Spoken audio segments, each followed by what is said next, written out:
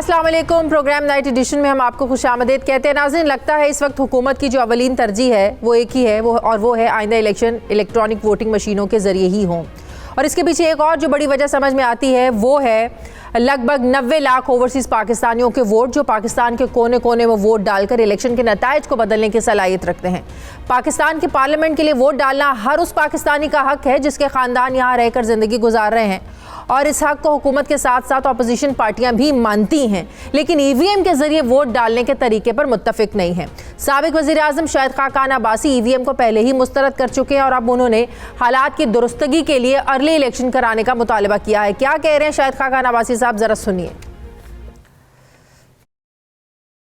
आज जरूरत इस बात की है कि हुकूमत अवाम के सामने आकर इतराफ करे कि हम नाकाम हो गए। सिर्फ एक रास्ता है, वो रास्ता है मुल्क में फौरी और शफाफ इंतखाबात का। कोई और रास्ता नहीं है हालात को दुरुस्त करने का, लेकिन फौरी और शफाफ इंतखाबात उस मुल्क में होते हैं जहां हुकूमत जो होती है वो अवाम के वोट से आई हो। जो लोग इलेक्शन चोरी करके लाए गए हों वो अवाम की परवाह नहीं करते। अपोजिशन के अलावा इलेक्शन कमीशन के एतराज़ात भी हुकूमती ऐवानों के लिए भारी पड़ रहे हैं, लेकिन अब इलेक्शन कमीशन ऑफ पाकिस्तान ने ईवीएम के जरिए इंतखाबात कराने के लिए 3 कमेटीज बना दी हैं। ये कमेटियां करेंगी क्या? तो जनाब, पहली कमेटी मशीनों के टेक्निकल पहलुओं का जायजा लेगी। दूसरी कमेटी इसकी जो माली लागत है उसका तखमीना लगाकर ये बताएगी कि इलेक्शन के जो अखराजात हैं, एक्सपेंसेस हैं, वो क्या होंगे। और तीसरी जो कमेटी है वो इंतखाबी अमल को कंट्रोल करने वाले जो कवानीन हैं उनमें मुश्किलात का जायजा लेगी, और इन कमेटी की रिपोर्ट्स के बाद मौजूदा कवानीन और कवायद में तरमीम या रद्दोबदल की तजावीज़ भी पेश की जाएंगी। इन कमेटियों की तश्कील से लगता है कि इलेक्शन कमीशन के साथ बात जो है किसी हल की तरफ जाती हुई नजर आ रही है, लेकिन फिर भी सवाल उठता है कि अगर इलेक्शन कमीशन मान भी जाता है तो क्या अपोजिशन जमातें इन तजावीज़ को मानने को तैयार होंगी। वफाकी वज़ीर इत्तलात और नशरियात फवाद चौधरी साहब मुझे ज्वाइन कर रहे हैं टेलीफोन लाइन पर। अस्सलाम वालेकुम, बहुत बहुत शुक्रिया फवाद चौधरी साहब आपका। फवाद चौधरी साहब, सबसे पहले तो मैं ये आपसे पूछना चाहूँगी कि बात क्योंकि आपने ही की थी कि अगर ईवीएम के ज़रिए इलेक्शन कमीशन ने इंतखाबात नहीं कराए तो आपने मशरूत कर दिया इनकी फ़ंडिंग को। बड़ी तनकीद हुई आप पर कि एक आइनी इदारे के जो फंड्स हैं उनको कैसे रोक सकते हैं, एक आइनी इदारा है इलेक्शन कमीशन। तो अब आप लोग मुतमईन हैं जो 3 कमेटीज़ बना दी हैं, नंबर 1, नंबर 2, ये आपकी अपनी ज़ाती राय थी, ज़ाती आपकी तजवीज़ थी, या काबीना में ऐसी कोई डिस्कशन हुई फंड्स रोकने की? अगर आप मेरा प्रेस कॉन्फ्रेंस का क्लिप चला लेते तो आपको काफ़ी इसके ऊपर क्लैरिटी मिल जाती कि मैंने प्रेस कॉन्फ्रेंस में बात कही थी। मैंने प्रेस कॉन्फ्रेंस में ये कहा था कि काबीना में ये एक तजवीज़ ये हुई, जो लॉ मिनिस्टर साहब ने भी बात ये कही थी कि हम उसी इलेक्शन को फंड कर सकते हैं जो कानून के मुताबिक होगा। तो चूंकि पार्लियामेंट ने कानून बना दिया है कि ईवीएम पे होगा, तो शायद हम और जो इलेक्शन है उसकी फंडिंग नहीं कर सकते। और उसके ऊपर उन्होंने एक कहा था कि ये प्राइमा फेसाए बादी और नजर में मुझे यही लग रहा है, और ये बात जो है वो उसको प्रेस कॉन्फ्रेंस में की थी। लेकिन साथ ही हमने ये कहा था कि इलेक्शन कमीशन इस ज़मन में जो इक़दाम करेगा हम उसकी पूरी सपोर्ट करेंगे, और हमें खुशी है कि इलेक्शन कमीशन ने इस ज़मन में सब्सटेंटिव इक़दाम किए हैं, मौसर इक़दाम किए हैं। उन्होंने कमेटीज बना दी हैं और उन कमेटीज के ऊपर अब जिस तरीके से वो आगे बढ़ेंगी, हुकूमत इस प्रोसेस को मुकम्मल सपोर्ट करेगी। सही, इन कमेटी की तजावीज़ ये भी हो सकती हैं कि जो मौजूदा कवानीन हैं, कवायद हैं, उनमें तरमीम की जाए या रद्दोबदल किया जाए, ये गुंजाइश है आप लोगों के पास?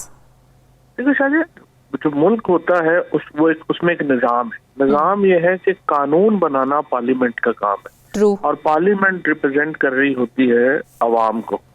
अब जो कानून पार्लियामेंट हतमी तो ओपिनियंस तो हो सकती हैं, आपकी ओपिनियन एक होगी, बी की ओपिनियन और होगी, मेरी ओपिनियन और होगी, बट हमने मुल्क चलाना है तो कहीं पे फैसलों को फाइनलाइज भी करना है। अब फाइनलाइज करने के हमारे पास इदारे हैं।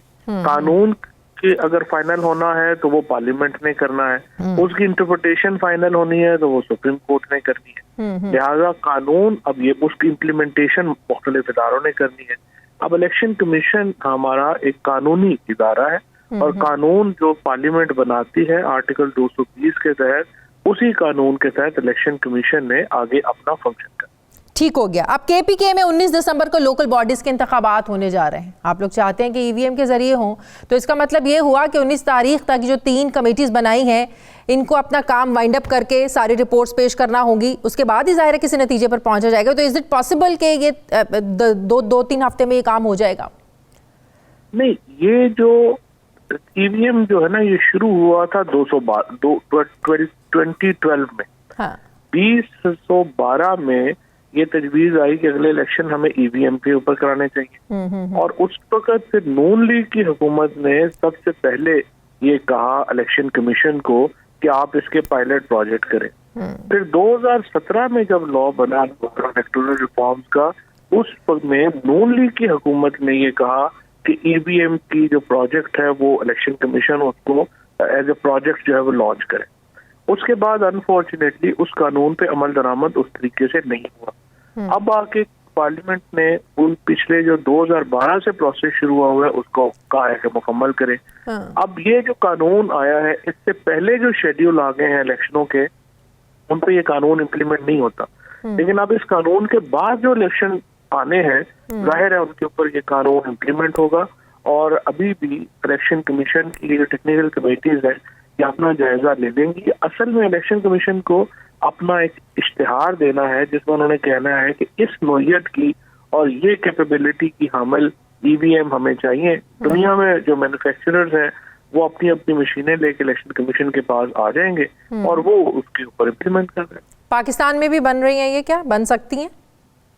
पाकिस्तान में भी बन सकती है अल्टीमेटली पाकिस्तान, क्योंकि ये बड़ी सिंपल टेक्नोलॉजी है, कोई ऐसे बहुत कॉम्प्लेक्स टेक्नोलॉजी नहीं है। लेकिन फिलहाल तो पाकिस्तान में हम आपको पता है कि मोबाइल फोन के चार्जर्स भी अपने नहीं बना रहे थे।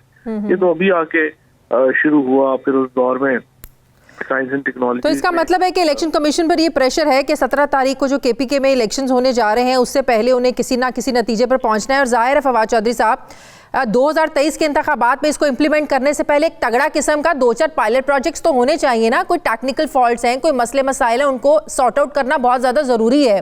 तो ऐसा तो नहीं हो सकता ना कि पायलट प्रोजेक्ट किए बगैर इसको इम्प्लीमेंट कर दिया जाएगा। इलेक्शन कमीशन तो अभी इस मूड में नहीं लग रहा। नहीं, आप बिल्कुल ठीक कह रही हैं, और इलेक्शन कमीशन भी इस तरह से नहीं करेगा।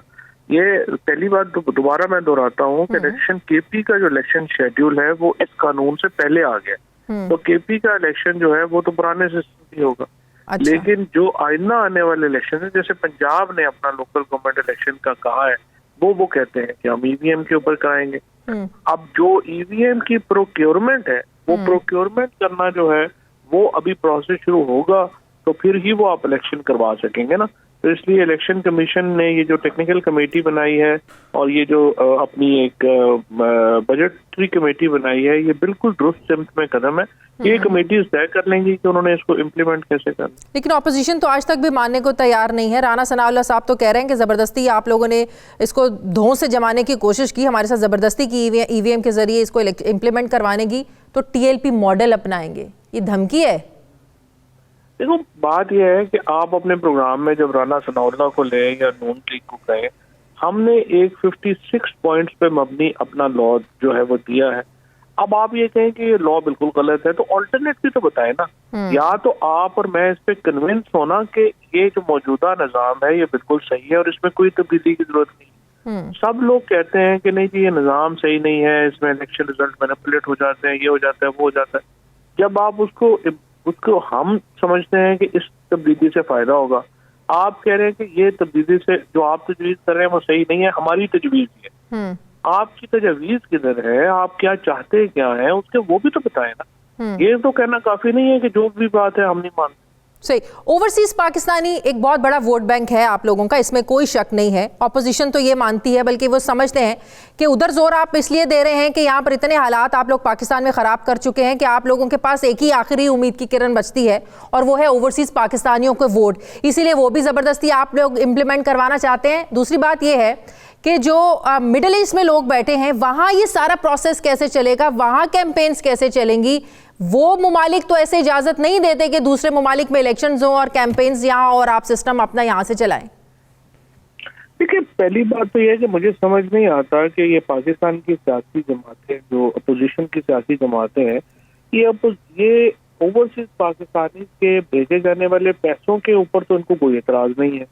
वो चाहते हैं कि बाहर जाएं तो ओवरसीज पाकिस्तानी उन्हें होस्ट करें, वो चाहते हैं कि बाहर जाएं तो ओवरसीज पाकिस्तानी अपने पैसे भी जो है वो उनके ऊपर लगाएं, और लेकिन वोट का हक जो है ये उनको देने को तैयार नहीं है। ये तो बिल्कुल ही एक, और ये भी मैं आपको बताऊं कि इतनी, मैं वैसे कोई भी एक पॉलिटिक्स के एक हम्बल स्टूडेंट की हैसियत से ये इंतहाई बेवकूफाना बात कर रहे हैं। 90 लाख पाकिस्तानी जो बाहर हैं उनकी फैमिलीज तो यहाँ पे है ना। मुझे बताइए कि जो लोग वहां से पैसे कमा के यहाँ पे भेज रहे हैं और जो उनके खानदान यहाँ पे जो उन पैसों से जो है उनकी मईशत चल रही है, वो इन सियासी जमातों को कैसे वोट करेंगे? अपने अरब जो करोड़ों लोगों को अपने खिलाफ कर रहे हैं इस बेवकूफाना मंतक के ऊपर। और दूसरी बात जो आपने कही कि तरीकाकार क्या होगा, इसका तरीकाकार जो अभी नादरा जो है जो तरीकाकार पे काम कर रही है और जो सुप्रीम कोर्ट में भी पेश किया गया था, वो एक सिक्योर इंटरनेट वोटिंग सिस्टम है जिसके जरिए ओवरसीज पाकिस्तानी अपने घरों में ही बैठ के वहां पे वोट डालेंगे, और वो वोट ओवरसीज पाकिस्तानी वोट डाल सकेंगे जिनका वोट पाकिस्तान में रजिस्टर होगा।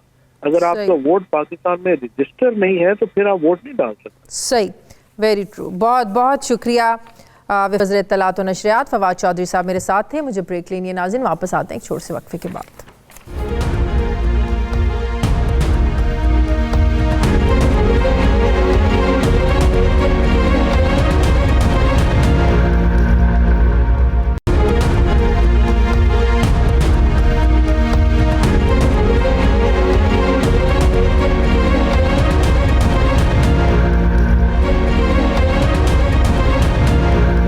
ब्रेक के बाद एक बार फिर से आपको खुशामदीद कहते हैं। मुस्लिम लीग नून के रहनुमा सेनेटर आज़म नज़ीर तारड़ साहब मुझे ज्वाइन कर रहे हैं। अस्सलाम वालेकुम, बहुत बहुत शुक्रिया आज़म नज़ीर तारड़ साहब आपका। आज़म साहब, हुकूमत तो बज़िद है कि जो इलेक्शंस हैं, आइंदा आने वाले इलेक्शंस जो हैं ये EVM के ज़रिए ही करवाने हैं। हत्ता कि हुकूमत को ये कहना पड़ा फवाद चौधरी साहब को कि अगर EVM के ज़रिए इलेक्शन कमीशन ने इंतखाबात आइंदा नहीं करवाए तो इनके फ़ंड्स रोक दिए जाएंगे। फ़ंड से मशरूत कर दिया EVM को।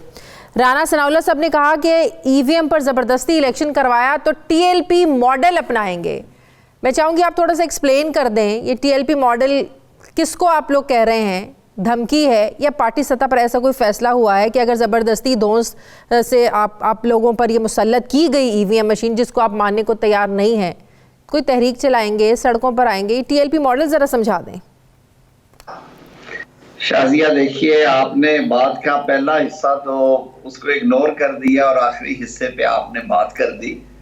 मेरे ख्याल में फवाद एक ज़ीरक इंसान है, लेकिन वो आम तौर पे जज्बात में बह जाते हैं। उन्हें खुद ये बात करने से पहले 10 दफ़ा सोचनी चाहिए थी, क्योंकि इलेक्शन कमीशन हुकूमत की बांदी नहीं है, वो हुकूमत का कोई स्टूज या उसका स्टूल नहीं है।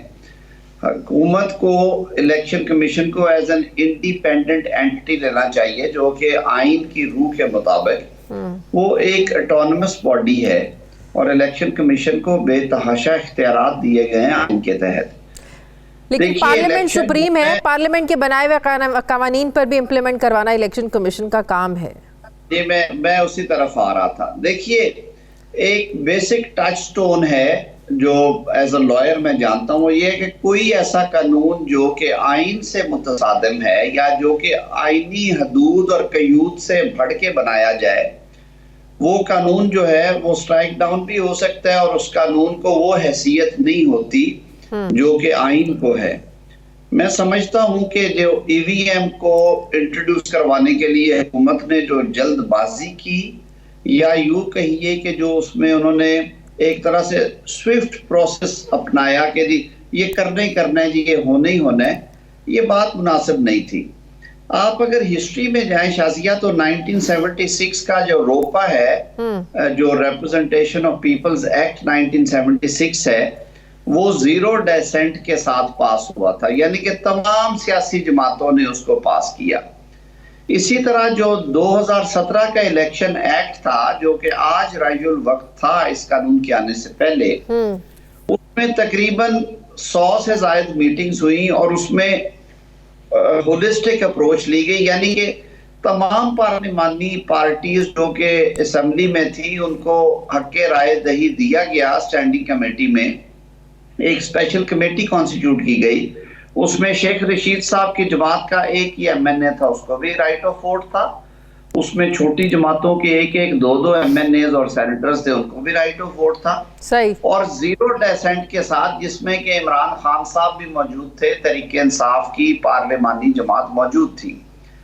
इलेक्शन लॉज को आपने अगर अमेंड करना है तो ये सारी दुनिया में एक कन्वेंशन रही है, क्योंकि इन लॉज की वजह से पार्लिमान मार्जे वजूद में आती है, तो इसमें बहुत एहतियात बरतनी चाहिए। अगर अब ऐसा तो नहीं है कि हुकूमत ने इन लॉज को लाने से पहले ऑपोजिशन से बात नहीं की, ऑपोजिशन को दावत नहीं दी, ईवीएम पर बात करने की दावत नहीं दी, हत्ता कि यहाँ तक कहा कि आप लोग अपनी टेक्निकल माहिरीन ले आएँ, अपनी कानूनी माहिरीन ले आएँ, अगर आप लोगों की कोई रिजर्वेशन है मिलकर दूर कर लेते हैं। ऐसा नहीं है कि हुकूमत ने आप लोगों से बात करने की कोशिश नहीं की।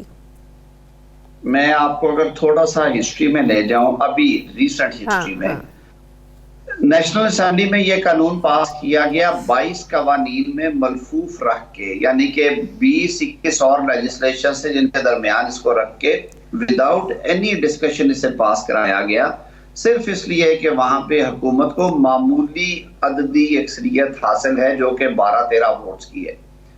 सेनेट में जब ये आया तो सेनेट में भी तकरीबन हम लोग बराबर हैं, 51 वोट अगर हुकूमत के 51 वोट अगर ऑपोजिशन के हैं तो 49 वोट हुकूमत के भी हैं। सही। लेकिन सेनेटी प्रिवेल्ड और सेनेट ने इसे मुतफिका तौर पे भेजा standing committee for parliamentary affair, जो कि रेलेवेंट स्टैंडिंग कमेटी थी। ताज हैदर साहब एक बड़े कोना मश्क और पुराने पार्लियामेंटेरियन है, उन्हें सेनेट की ये चौथी टर्म है उनकी, या 5वीं। उन्होंने उस कमेटी को हेड किया। हमने को तकरीबन 9 मीटिंग्स की जो कि 2-2, 3-3 घंटे पे मुहित थी, और हमने बड़ी खूबसूरत सजेशंस दी। हमने उसमें स्टेक होल्डर्स को बुलाया, हमने कंसल्टेंट्स को बुलाया जिन्हें सुप्रीम कोर्ट ने अपॉइंट किया था, स्पेनिश कंपनी, उससे बुलाया। हमने फैफन और पिलडेट की राय ली, इलेक्शन कमीशन की राय ली। आप अगर याद करें, आपको याद होगा आखिरी मीटिंग में हुकूमती वज़रा जो है वो इलेक्शन कमीशन पे चढ़ दौड़े और उन्होंने इतनी बैशिंग की इलेक्शन कमीशन की कि इलेक्शन कमीशन को कंटेम्प्ट नोटिस जारी करना पड़ा। देखिए, इलेक्शन लॉज को अमेंड करने के लिए बेस्ट कोर्स ये है कि आप लोगों को बिठाएं, उनकी आरा लें, और आप उसके बाद उनको ऑपोजिशन बात करने के लिए कहाँ तैयार थी? यही तो मैंने भी आपसे थोड़ी देर पहले बात की कि ऐसा नहीं है कि हुकूमत ये चाहती नहीं थी कि आप लोगों की कंसेंसस के बगैर ये सब कुछ हो। हर तरह से कोशिश की, स्पीकर कौमी असम्बली ने कोशिश की ऑपोजिशन को इंगेज करने के लिए। तो अगर आप लोग इस पर बात नहीं करने के लिए राजी थे तो हुकूमत के पास क्या ऑप्शन था सिवाय इसके कि जॉइंट सेशन बुलाकर इसको इम्प्लीमेंट करवाएं, इसको कानून बनाएं? अच्छा, मैं आपको अगर ये हकीकत बताऊं, जो बात मैं कर रहा था आपने दरमियान में काटी। जो सेनेट की स्टैंडिंग कमेटी थी उसमें 5 अराकीन जो हैं वो हुकूमती बेंचेस से और 5 अराकीन थे ऑपोजिशन बेंचेस से। हाँ। और उन्होंने तकरीबन इसको 2 माह के लिए एग्जामिन किया, एक बड़ी एग्जॉस्टिव रिपोर्ट पेश की जो कि सेनेट में ले होनी थी, और उसमें हमने वाकई मेहनत की। हुकूमती अरकान भी माने कि हाँ ये कबाहतें हैं, हमने भी कहा कि हाँ यहाँ पे हम कंसीड करते हैं। सही। लेकिन उस बिल को जानबूझ के प्लेस नहीं होने दिया गया सेनेट में, इसलिए कि सेनेट में 1 या 2 वोट की अददी अक्सरियत हासिल है अपोजिशन को, और फिर उसको लैप्स करने के बाद इसको जॉइंट हाउस में ले जाया गया। शायद ये तकलीफ दे बात है। देखिए, आप खुद बड़े अरसे से ये एरियाज कवर करते हैं, मैं समझता हूं कि सियासत में अब पुख्तगी आने का टाइम है। सही। आपको थोड़ा सा मैच्योर हो के सोचना पड़ता है चीजों को। इलेक्शन लॉज को अमेंड करते हुए आपको कभी अब अगर ठीक है, अब कानून बन गया, हुकूमत इसे इम्प्लीमेंट करवाना चाहती है, इलेक्शन कमीशन ने इस पर 3 कमेटीज बना दी हैं जो सारे मामलात का जायजा लेगी, टेक्निकल लिहाज से उनकी जो रिजर्वेशंस हैं और वक्त पर हो सकते हैं, इन तमाम मामलात का जायजा लेगी।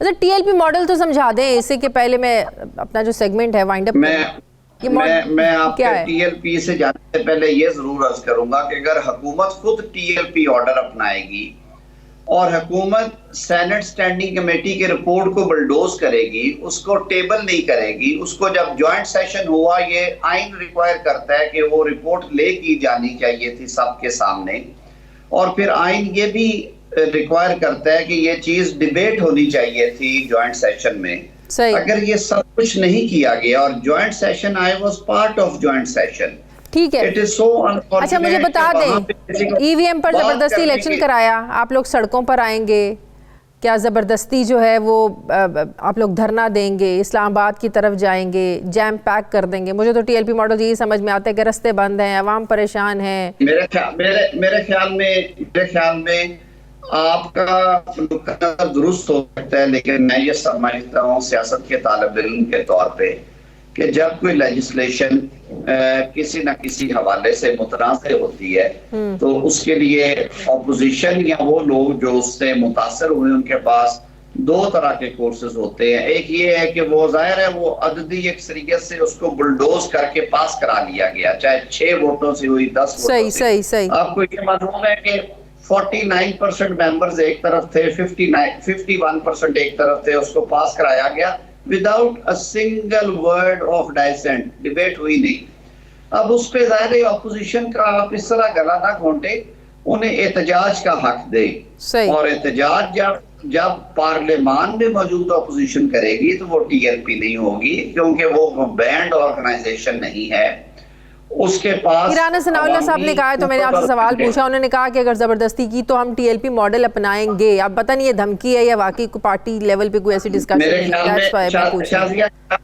क्या ही बेहतर हो अगर इसकी आप तशरीह राना सनाउल्लाह साहब से करवाएं, वो ऐसे बड़े ज़ीरक सियासतदान हैं, वो बेहतर अंदाज में करेंगे। मैं ये समझता हूँ कि हुकूमत ने एक भूंडी हरकत की है, उन्हें इस तरह नहीं था करना चाहिए। ये एक बड़ा सेंसिटिव लॉ है, इसे बड़े आप तहम्मुल और बर्दाश्त के साथ देखिए। जमहूरियत में अगर जमहूरियत में अगर डायलॉग खत्म हो जाए, डेसेंट खत्म हो जाए, तो ये जमहूरियत तो ना हुई। ठीक है, बहुत बहुत शुक्रिया। मुस्लिम लीग नून के सीनियर रहनुमा सेनेटर आजम नज़ीर तारड़ साहब मेरे मौजूद थे, बहुत शुक्रिया आपका। मुझे ब्रेक लेनी है नाज़रीन, वापस आते हैं एक छोटे से वक्फे के बाद।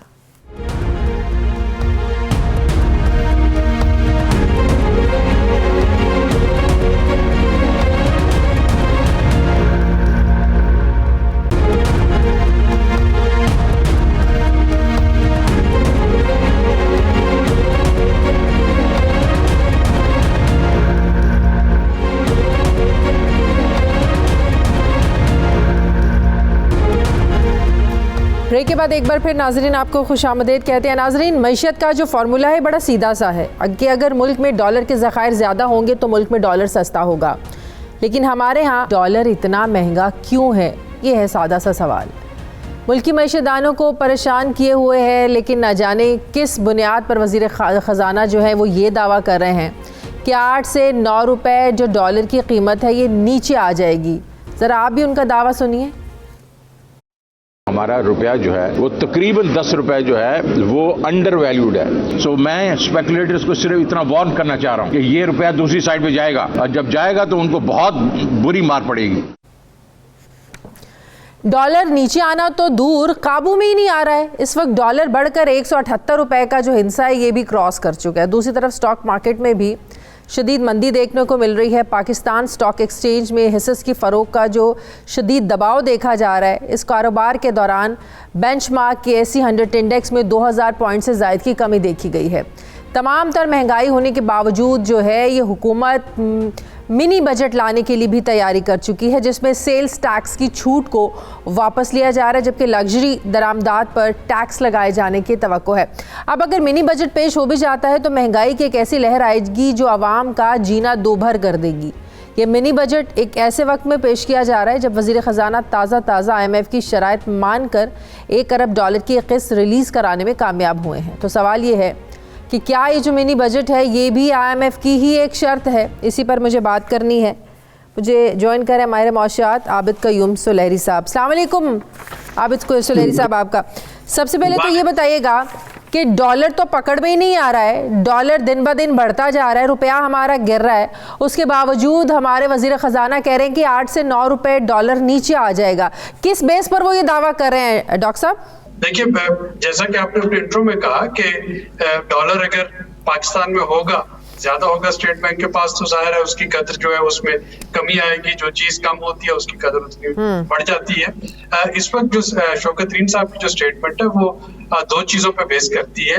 एक जो कि सऊदी अरब के जो प्लान्ड $3 बिलियन है जो कि हिट कर रहे होंगे स्टेट बैंक को, आपने देखा चंद दिन पहले के बाकायदा उस पर एग्रीमेंट हो गया। अब वो शायद अगले हफ्ते के आगाज में वो $3 बिलियन स्टेट बैंक को हिट कर रहे होंगे। तो अगर वो हिट करते हैं तो आप देखेंगे कि पॉजिटिव सेंटीमेंट्स की वजह से रुपए की कदर में एकदम से इजाफा। तो इसका मतलब है जो वजीर खजाना ने दावा किया वो इसी वजह से किया, जो अगले हफ्ते हम डिपॉजिट करवाने जा रहे हैं, जो सऊदी अरब पैसे दे रहा है, उस वजह से जाहिर है डॉलर जब आ जाएंगे तो डॉलर की जो है ना वो उड़ान भी रुक जाएगी। जब डॉलर आ जाएंगे तो लोगों के सेंटीमेंट्स जो है वो पॉजिटिव हो जाएंगे और आप देखेंगे कि रुपए की कदर जो है उसमें इजाफा होता हुआ नजर आएगा। लेकिन हम उन डॉलर्स को खर्च तो नहीं कर सकेंगे, वो तो सिर्फ आपका जो अकाउंट है उसको मुस्तहकम रखने के लिए, राइट? देखिए, वो डॉलर जो है आप किसी का कर्जा पे करने के लिए पे नहीं लगा सकते, अदरवाइज तो वो आपके पास है, जो कि आपने सऊदी अरब को उस पर बाकायदा प्रॉफिट देना है, मार्कअप उसको देना है, तो वो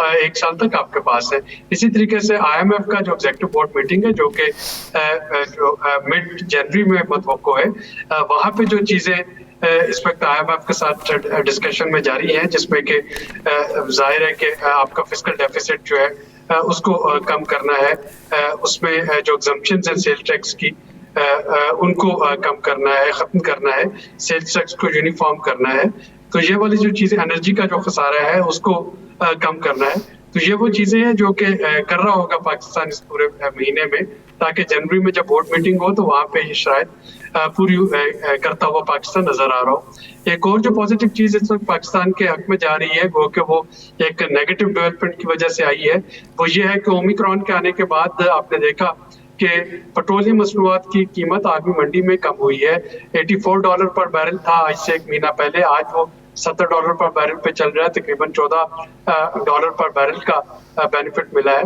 और यही वजह है कि 1 दिसंबर को वो के पाकिस्तान ने उसमें पेट्रोलियम डेवलपमेंट लेवी भी चार्ज की ₹4 पर लीटर के हिसाब से, उसके और पेट्रोल पे सेल्स टैक्स भी बढ़ा, उसके बावजूद जो पेट्रोलियम जो फ्यूल की कीमतें थी वो मुस्तहकम रही।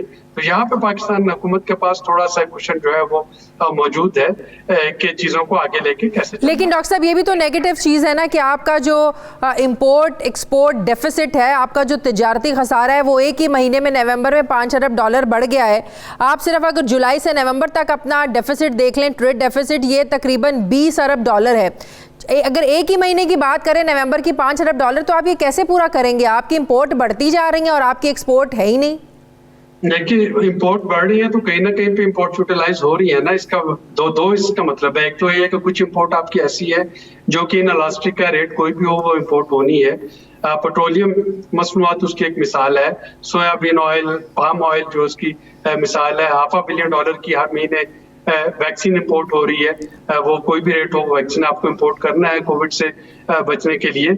तो एक तो ये इंपोर्ट है। दूसरा, और जिसपे के जो ही बात होगी तो मीडिया में तनकीद होना शुरू हो जाती है कि कुछ चीजें जो कि लग्जरी आइटम जो इंपोर्ट हो रही है, इसका मतलब है कहीं ना कहीं पे इकोनॉमिक एक्टिविटी चल रही है, लोगों के पास पैसे आ रहे हैं तो वो लग्जरी आइटम इंपोर्ट हो रही है। लेकिन वो लोगों की जो तादाद है वो बहुत कम है जो लग्जरी आइटम्स यूज करती है, आम आदमी तो वो यूज नहीं करता ना। इसीलिए उन लग्जरी आइटम पे रेगुलेटरी ड्यूटी बढ़ाने का मंसूबा है, इसीलिए उन लग्जरी आइटम पे एडिशनल कस्टम ड्यूटी लगाने का मंसूबा है कि जो लोग अफोर्ड कर सकते हैं, अगर कोई महंगी गाड़ी अफोर्ड करना चाहता है या अगर कोई महंगा फोन अफोर्ड करना चाहता है तो फिर उसको थोड़ी सी ड्यूटी भी उस पर ज्यादा देना पड़ेगी।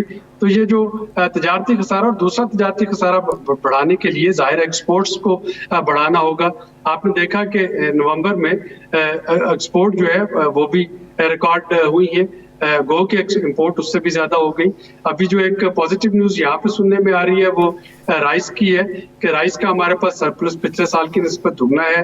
अब चंद रोज पहले ही फखर इमाम साहब ने एक प्रेस कॉन्फ्रेंस की और उन्होंने बताया कि जी हमारे पास इस वक्त चावल जो है वाफर मिकदार में है, बम्पर क्रॉप हुई है इस दफा, और हम उसको एक्सपोर्ट करके वहां पे शायद कुछ तजारती खसारा अपना कम कर सकते हैं। तो ये इस वक्त तो आज स्टॉक मार्केट 2135 पॉइंट्स गिरी है, सरमायाकार बड़ा परेशान है, बड़े लोगों के पैसे डूब गए, अरबों रुपया डूब गए हैं, इससे कितना नेगेटिव असर पड़ेगा?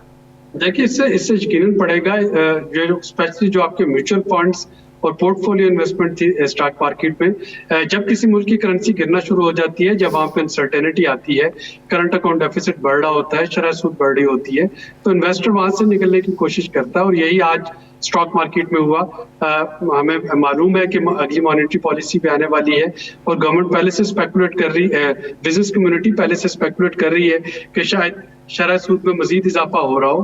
तो ये सारे नेगेटिव अवामल थे जिनकी वजह से अगर ये हुकूमत मिनी बजट लेकर आती है तो क्या ये भी समझा जाए ये भी IMF की शराइत में शामिल है, जो जनवरी में मीटिंग होनी है उसकी पेशगी शराइत में शामिल है? ये उसको मिनी बजट का नाम शायद इसलिए दिया जा रहा है कि वो फाइनेंस बिल में अमेंडमेंट है जो कि पार्लियामेंट को करना है।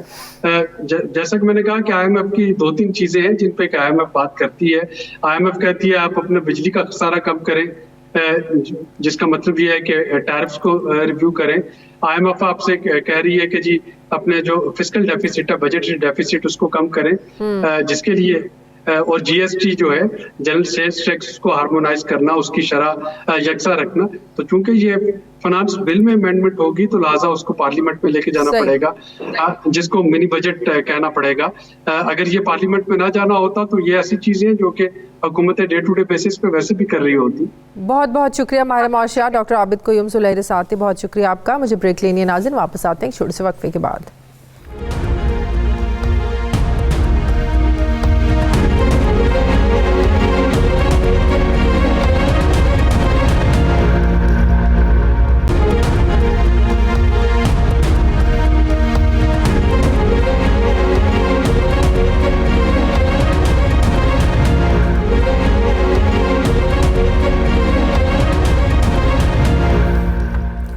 ब्रेक के बाद एक बार फिर से आपको खुशामदीद कहते हैं नाजरीन। इस महीने 9-10 दिसंबर को अमरीकी सदर जो बाइडन एक बहुत बड़ी जमहूरियत कॉन्फ्रेंस करवाने जा रहे हैं, जिसमें लगभग 110 ममालिक के सरबराहान को बुलाया गया और इस कॉन्फ्रेंस में हमारे वज़ीर-ए-आज़म इमरान खान को भी दावतनामा भेजा गया।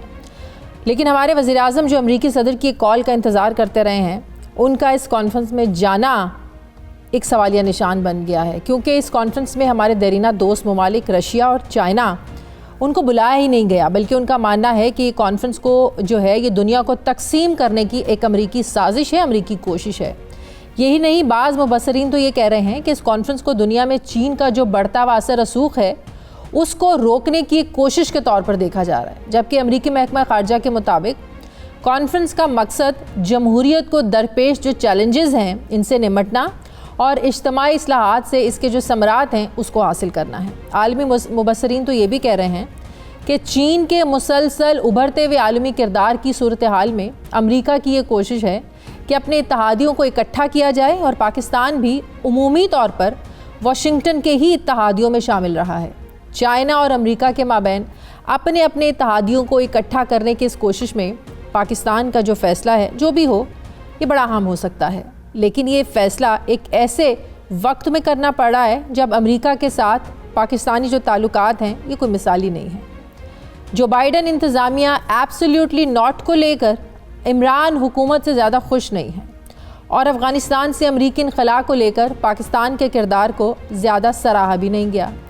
ऐसे में ये पाकिस्तान अपने ताल्लुकात में बेहतरी की कोशिश करता आया है जिसमें ज़्यादा कामयाबी दिखाई नहीं देती है। फिर ऐसे में जमहूरियत कॉन्फ्रेंस में शिरकत चीन की नाराज़गी का सबब भी बन सकती है, जबकि शिरकत ना करके पहले से नाराज़ अमरीका के साथ ताल्लुकात मज़ीद कशीदा हो सकते हैं। पाकिस्तान बीच में फंस गया है, मुश्किल सिचुएशन है। अगर शिरकत करता है चाइना नाराज़ होता है, शिरकत नहीं करता अमरीका नाराज़ होता है। इसी मौजू पर मुझे बात करनी है। मेरे साथ लाहौर स्टूडियोज़ में मौजूद हैं, पाकिस्तान तशरीफ़ लाए हैं डेमोक्रेटिक रहनुमा ताहिर जावेद साहब। अस्सलाम वालेकुम, बहुत बहुत शुक्रिया। Welcome to Pakistan. Thank you for having me. बड़ी मुश्किल सिचुएशन है। आपकी चंद रोज़ पहले प्राइम मिनिस्टर से भी बात हुई, मुलाकात हुई जी। इस कॉन्फ्रेंस के बारे में भी जिक्र हुआ होगा। क्या पाकिस्तान क्या फ़ैसला करना चाहिए आपके नज़दीक? पाकिस्तान को वहाँ पे जाना, उसके ऊपर इस वर्चुअल है, पाकिस्तान को जाना चाहिए। प्राइम मिनिस्टर इमरान खान को वहाँ पे स्पीच करनी चाहिए और भरपूर अंदाज में उसमें शिरकत करनी चाहिए। अच्छा, जाना चाहिए। चाइना को नाराज़ करके? चाइना का उसमें नाराज़ होना बनता नहीं है। देखिए ना जी, ये आपने खुद ही अपने इंट्रो में बोला कि ये जमहूरियत के ऊपर कॉन्फ्रेंस है।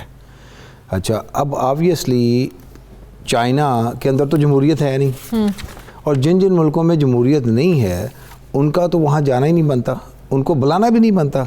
अगर हाँ, ये ज़रूर हो सकता है कि अगर ताइवान को बुलाया, ताइवान के अंदर कोई ना कोई इलेक्शन होते होंगे तो बुलाया ना। चाइना में कभी इलेक्शन होता देखा आपने? एक पार्टी है, दूसरी पार्टी नहीं बनने देते। तो इसलिए बड़ा ही नेचुरल सी कहानी है ना कि जी आप कल, अगर आज ये आप बात करते हैं तो कल को आप बोलेंगे जी कि ये मक्के में जाने की इजाज़त नॉन मुस्लिम को दी जाए, तो ऐसा नहीं है। It just like if you are not qualified, you are not qualified. और दूसरी जो चीज़, ये तो बड़ी स्ट्रेट फॉरवर्ड आपने बात कर दी, लेकिन इसकी कॉन्सिक्वेंसेस अगर चाइना हमसे नाराज़ होता है, जो बहुत से हमारे उनके साथ मुआहदे हैं, बड़े प्रोजेक्ट्स पर हम चाइना के साथ काम कर रहे हैं, हमारा हमसाया मुल्क है, क्या चाइना की नाराज़गी हम मोल ले सकते हैं? हमसाया मुल्क अच्छा पॉइंट है, हमसायों से अच्छा रिलेशनशिप होना चाहिए, बना के रखनी चाहिए, उसके बगैर आपका चारा नहीं है। That's good. As far as आपके फर्दर जो रिलेशनशिप हैं चाइना के साथ, आप चाइना के कस्टमर हैं, चाइना आपका क्लाइंट है, चाइना यहाँ से पैसा बनाता है, उसको प्रॉफिट मिलता है, दुनिया में कुछ हो ना हो, China will continue their business. I don't see any other reason behind it. America के साथ आपका पूरी दुनिया में ऐसे है, there is पूरी no दुनिया में free lunch। ऐसे, लेकिन हाँ जी, लेकिन उसके बावजूद आपका अमेरिका के साथ एक नेचुरल अलाइंस है। आप यहाँ पे जमहूरियत है, आप जब बीमार होते हैं तो अमेरिका इलाज कराने के लिए जाते हैं, आप बच्चों को पढ़ने अमेरिका भेजते हैं, आप अमेज़ॉन को पूरे तरद्दुद करके यहाँ लाए हैं, अली बाबा पहले से मौजूद था, उस पर कोई शॉपिंग नहीं करता। तो basically you are influenced and see America as your natural alliance. तो ये चीज़ अपनी जगह मौजूद है। फिर आपकी सबसे बड़ी एक्सपोर्ट अमेरिका में है और फर्दर आप अमेरिका में एक्सपोर्ट करने जा रहे हैं। इसको बड़े आसानी से, चाइना के बेनिफिट में है आपसे रिलेशनशिप रखना, आपके बेनिफिट में है अमेरिका के साथ रिलेशन रखना, क्योंकि जब चाइना यहाँ कॉरिडोर जो बना रहा है उसके अंदर उसको प्रॉफिट बनेगा ना। फिर आप जब वो फैक्ट्रियाँ इधर लगाएंगे तो उसका कस्टमर आपका कौन है? अमेरिका। 25 से 30% प्रोडक्ट अमेरिका जाएगी। तो this is very wise for Pakistan to continue its good relationship with America. आपने भी सामान कहीं बेचना है ना, कि आपने यहाँ यूज़ कर लेना है। चाइना आपसे क्या लेता है? आप कभी जाकर देखे तो सही, आप चाइना को क्या बेचते हैं, चाइना को क्या एक्सपोर्ट करते हैं आप, बच्चे कितने आपके। तो ये this is not, but it doesn't mean कि हम चाइना को नाराज़ कर दें। देखें, चाइना तो नाराज़ होगा ना। अगर मैं, आप मेरे सप्लायर हैं या क्लाइंट है और मैं आपका कस्टमर हूं, तो कस्टमर सर्विस तो आपकी प्रॉब्लम है ना मेरे साथ रखना। मैं तो कस्टमर हूं। तो अब मैं कस्टमर ये नाराज़ हो जाए कि यार मैं फ़लाँ दुकान से शॉपिंग करता हूं और मुझे उसके साथ आउट ऑफ द वे रहना है कि जी वो मेरे से नाराज़ ना हो जाए। This is not the natural course जो दुनिया में होता है।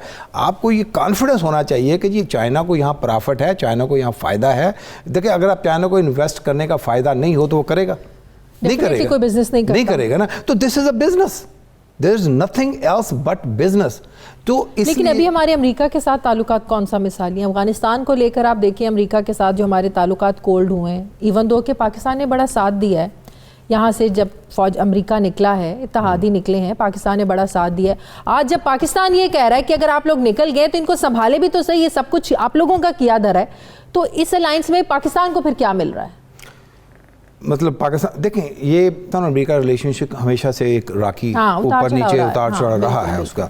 और वो इसलिए भी रहा है, देखें, वो एक उसके अंदर पीछे कोई ना कोई रीज़न होती थी। आप मिल के कोई ना कोई किसी इश्यूज़ के ऊपर या किसी प्रॉब्लम्स के अंदर, जैसे मोस्टली अनफॉर्चुनेटली सालों साल से पाकिस्तान का जो रोल रहा है वो थ्रू अफ़गानिस्तान रहा है। तो वो जो अफ़गानिस्तान के अंदर जो चीज़ें ख़राब हुई तो पाकिस्तान को उसका जो भी है मामला करने पड़ते हैं।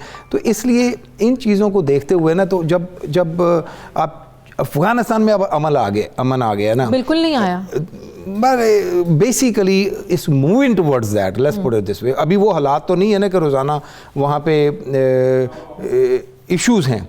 तो इश्यूज बहुत है, अब भी तो इश्यूज बनना शुरू है वहाँ पे। वहाँ पर भूख जन्म ले रही है, वहाँ इंसानी बहरान जन्म ले रहा है, वहाँ पे हालात नॉर्मल नहीं है। ठीक है, लेकिन पॉलिटिकल इश्यूज तो नहीं है ना वहाँ पे, दहशतगर्दी वाली कहानी तो ख़त्म हो गई ना, पीस तो आ गया ना। तो ये पहला स्टेप तो यही था ना कि वहाँ पे पीस आ जाए। उनके जो पुराने चीज़ थे कि अमेरिका पहले दहशतगर्दी से लोग मरते रहे थे, ठीक है, अगर आज भूख से मरेंगे तो इसका क्या फ़ायदा, ऐसे पीस का क्या फ़ायदा? देखें, अमेरिका के अंदर भी ये आवाज़ें उठ रही हैं कि ह्यूमैनिटेरियन बेसिस के ऊपर बहुत बड़ी एक कांग्रेसमैन और सेनेटर्स की तादाद जो है वो इसके ऊपर डिस्कशन डेली बेसिस पे हो रही है कि ह्यूमैनिटेरियन बेसिस के ऊपर इसको शुरू किया जाना चाहिए। और ये आपको वेरी नियर फ्यूचर में शुरू होता नज़र भी आएगा। एक 5 पॉइंट का एक एजेंडा जो अमेरिका ने नई रजीम को दिया था कि आप अपने लैंड को किसी और को यूज़ नहीं होने दें दहशतगर्दी के लिए, ख़वातीन को और बच्चियों को स्कूल, इंक्लूसिव गवर्नमेंट, ये 2-4-5 चीज़ें जो थी वो उसको बड़ी क्लोजली वॉच किया जा रहा है। अब ये एक टाइम है, अब तो 2-3 महीने की सारी बात है ना, और जब ये चीज़ें होंगी कि भी इनकी डायरेक्शंस ठीक हैं, लेकिन उनको भी इन चीज़ों को पाइपलाइन करने के लिए, एक स्ट्रीम लाइन में लाने के लिए टाइम चाहिए ना। अगर उन्हें अपने घर के मामला ठीक करने आप उनको मौका तो दें, ना कि आप उनको फाइनेंशियली तंग करके जो वो करना भी चाह रहे हैं वो ना कर पाएं। आज उनको अगर ख़वातीन के तहफ़्फ़ुज़ या हुकूक याद आ रहे हैं, कश्मीर में तो किसी को हुकूक याद नहीं आते हैं। वहाँ तो अमेरिका की जुर्रत नहीं होती कि इंडिया को बोल दे कि आप वहाँ पर ख़वातीन के साथ क्या करें, बच्चों के साथ क्या करें। वहाँ तो कोई दुनिया का कोई मुल्क नहीं बोलता है। नहीं बोलता है। अमेरिका के अंदर देखें, पामला जयपाल की जो रेजोल्यूशन पास हुई हाउस के अंदर, और Pramila Jayapal Indian American Congress women, एक बड़ा symbolic big message to India, उन्होंने इसको लॉन्च किया। शी वाज द होस्ट, और उसके बाद उसके ऊपर बिग मेजॉरिटी ने उसके ऊपर जब वोट किया तो that message went very loud and clear to India कि ये जो ह्यूमन राइट्स की वायलेशन हो रही है, जो लोगों को वहाँ पे बंद कर दिए गए, घर पे उनका इंटरनेट बंद कर दिया गया, उनका खाने पीने, तो ये गया है मैसेज। उसके बाद एक 40-50 कांग्रेसमैन सेनेटर्स ने एक साइन पेपर के ऊपर करके पॉम्पियो को दिया कि इस चीज़ के ऊपर। फिर ह्यूमन राइट्स कमीशन के अंदर जो कांग्रेसमैन शीला जैक्सन ली की ये कोशिशें, उसके ऊपर भी एक रेजोल्यूशन आई। ये काम बहुत हुए हैं, लेकिन उसको बहरहाल जैसे एक इससे ज़्यादा होने चाहिए थे। आई एग्री विद यू, इससे ये लिमिटेड चीज़ें हैं, लेकिन ये नहीं आप कह सकती कि इसके ऊपर खामोशी इख्तियार की गई है। अब लेकिन you can not contain Afghanistan with India either, क्योंकि अफगानिस्तान के अंदर आपको भी पता है पिछली रजीम के अंदर ख़वातीन को घर से बिल्कुल पाबंदी कर, they had literally no right. तो अब उसको अगर एड्रेस नहीं किया जाए तो two wrongs doesn't make one right, तो इसलिए उसके ऊपर इंडिविजुअली बात करने की ज़रूरत है। फिर बहुत सारी चीज़ों पे तो तालिबान को लंबा टाइम नहीं चाहिए था ना। इंक्लूसिव गवर्नमेंट के लिए उनको अब उनका अपना कॉन्सेप्ट है इंक्लूसिव गवर्नमेंट का, अमेरिका उसको डिफरेंट पर्सपेक्टिव से देखता है। अमेरिका ने जो असासे मुंजमद किया, क्या वो रिलीज़ करेगा? मेरा ख्याल है कि अगर ये जो 5 या 6 रुकनी जो नुकाती एजेंडा उसके ऊपर क्लोजली वॉच डेली बेसिस पे, पहले वो प्रूफ करके दिखाएं, देन देखें जी, why should America give somebody resources to work otherwise. अगर आप कोई किसी की हेल्प करना चाहते हो तो आप अपने बच्चों के साथ भी ये करेंगे कि ओके आप ये इतने पॉइंट्स लेकर के आएंगे तो फिर आपको एक नया टॉय लेके दिया जाएगा। तो this is how very natural course है, ये नहीं कि ये आप, लेकिन मैं इसका कोई खास मखसूस टाइम फ्रेम दिया? मैं कहता हूँ वेरी नियर फ्यूचर। देखो 2 अमन उन्होंने कायम किया है, ख़वातीन के ऊपर भी लिटरली काम, तो ये चीज़ें तो हो रही हैं ना। तो I see nothing but good results probably in near future, very यानी थोड़े दिनों के अंदर आप इसके रिजल्ट्स देखेंगे। एब्सोल्युटली नॉट का वाकई अमेरिका ने बड़ा असर लिया है और नाराज़ है आज तक। देखें, ये अल्फाज जो होते हैं ये एक दफ़ा निकल जाते हैं लेकिन कई दफ़ा सुने जाते हैं। तो मैं समझता हूँ कि लोकल ऑडियंस के लिए जो बोले जाने वाली चीज़ें, अमेरिका को भी किसी हद तक तो आइडिया है कि लोकल ऑडियंस के लिए किया गया है, लेकिन बहरहाल एक एडमिनिस्ट्रेशन का इग्नोर कर देना हो सकता है, लेकिन वहाँ पे भी अपोजिशन की लेदे होती है, वहाँ पे भी 400 से ऊपर कांग्रेसमैन बैठे हैं, तो कोई ना कोई किसी ना किसी जगह के ऊपर इस चीज़ को उठाता रहता है। लेकिन it's past, it's over, things are moving. Call फिर भी नहीं आई। इट्स नॉट ओवर, कॉल अभी भी नहीं आई। बहुत हुई हैं। याद रखें एक चीज़ है कि वो जो एक प्राइम मिनिस्टर टू यानी हेड ऑफ स्टेट कॉल हमेशा सिंबॉलिक कॉल्स होती है, उसमें कोई स्ट्रेटेजिक वर्क नहीं होता। हाँ, of course। लेकिन जो स्ट्रेटेजिक कॉल्स हैं वो डेली बेसिस पे ऊपर हो रही हैं। मेरा ख्याल लामहदूद phone calls between but state to state मतलब कि head foreign minister to foreign minister, मैं पीएम टू प्रेसिडेंट की बात मैं आई अंडरस्टैंड व्हाट यू से, होनी चाहिए, मैं उसके नहीं कहता कि नहीं होनी चाहिए, बट उससे ये ट्रांसलेट नहीं किया जाए कि काम रुका हुआ है। शामुल कुरैशी साहब की मीटिंग्स भी हो चुकी हैं, उनकी बहुत सारी फ़ोन कॉल्स भी होती हैं, जनरल बाजवा की बहुत सारी सिक्योरिटी फोर्सेस के साथ बेइंतहा कन्वर्सेशन, काम चल रहा है, थिंग्स आर मूविंग। वो ऐसा नहीं है कि वो बड़े नाराज हैं, छोटे लगे, नाराज नहीं है, नाराज नहीं है। I don't see there is president, मेरी पर्सनली प्रेसिडेंट बाइडेन से बात हुई, सही, नाराजगी कहीं किसी जगह पे नहीं है, बस टाइम नहीं होगा कॉल करने का। आई बिलीव कि देर नहीं, आप ये भी याद रखें जब से हुकूमत अमेरिका में आई है, हमें तो लोकल जो चीज़ें थे उसमें टर्मोइल से निकलते हुए बड़े महीने लग गए थे। फिर कई दफ़ा होता है ना कि ये आप शुरू में 1 महीना 2 महीने आप कंग्रेचुलेशन की काले वाले लेते हैं, और उसके बाद उसका जब टाइम निकल गया है ना, तो फिर वो मतलब थिंग्स, हमें तो उसमें वो जो सुप्रीम कोर्ट तक जा कर के उसके इलेक्शन रिजल्ट्स की सर्टिफिकेशन कराने के अंदर ही कई महीने लग गए थे। तो ये हमारे अपने वहाँ की प्रॉब्लम्स थी। बहुत बहुत शुक्रिया डेमोक्रेटिक रहनुमा ताहिर जावेद साहब, मेरे बहुत शुक्रिया आपका। नाज़रीन, हमारे प्रोग्राम का वक्त खत्म हो गया। फीडबैक ज़रूर दीजिएगा, अपना ख्याल रखिएगा, मुझे इजाज़त दीजिए, अल्लाह हाफिज़।